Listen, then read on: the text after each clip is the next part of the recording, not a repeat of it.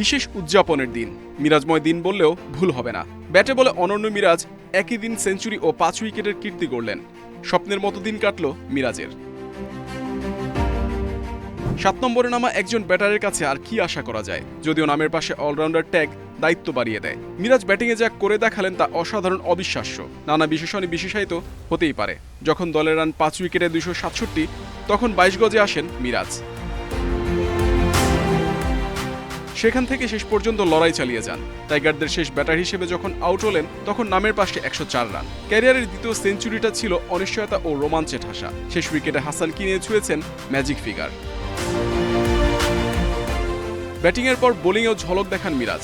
তার স্পিনে দিশাহারা জিম্বাবুয়ে। মিরাজের ঘূর্ণিতে 3 দিনে শেষ চট্টগ্রাম টেস্ট। বিশেষ উদযাপন তো মিরাজকেই মানায়। একই দিন সেঞ্চুরির পর বল হাতেও নিয়েছেন 5 উইকেট। টেস্টে বাংলাদেশের তৃতীয় ক্রিকেটার হিসেবে এই কীর্তি করলেন মিরাজ।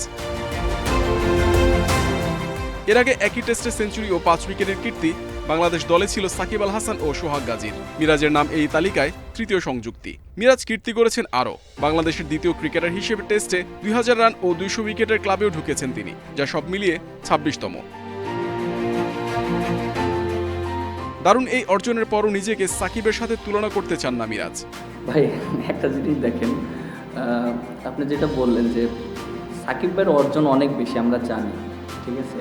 আর এই কোশ্চেনটা সবাই দেখি করে সব সময়, যে দেখেন সাকিব ভাইয়ের রোল প্লে করেছে। আমি যখন স্টার্ট করেছি তখন আমার কেরিয়ার শুরু হয়েছে বোলিং দিয়ে। এরপরে আস্তে আস্তে ইমপ্রুভ করে ব্যাটিংটা ভালো জায়গায় নিয়েছি, যেহেতু আমি ব্যাটিংটা পারি। বাট আমি কখনোই নিজেকে ওইরকম চিন্তা করিনি। জিম্বাবুয়ের বিপক্ষে দাপট দেখিয়ে চট্টগ্রাম টেস্ট জিতলেও আক্ষেপ সিরিজ জিততে না পারার। বাংলাদেশের পরবর্তী টেস্ট মিশন শ্রীলঙ্কায়। টেস্ট চ্যাম্পিয়নশিপের অংশ হওয়ায় সেই সিরিজ গুরুত্বপূর্ণ। সেখানে ব্যাটিংয়ে উন্নতি চান মিরাজ। সাদা পোশাকে বাংলাদেশের বছরের শুরুটা হলো অম্লমধুর। বাকি 4 টেস্টে ধারাবাহিক উন্নতির লক্ষ্য টাইগারদের।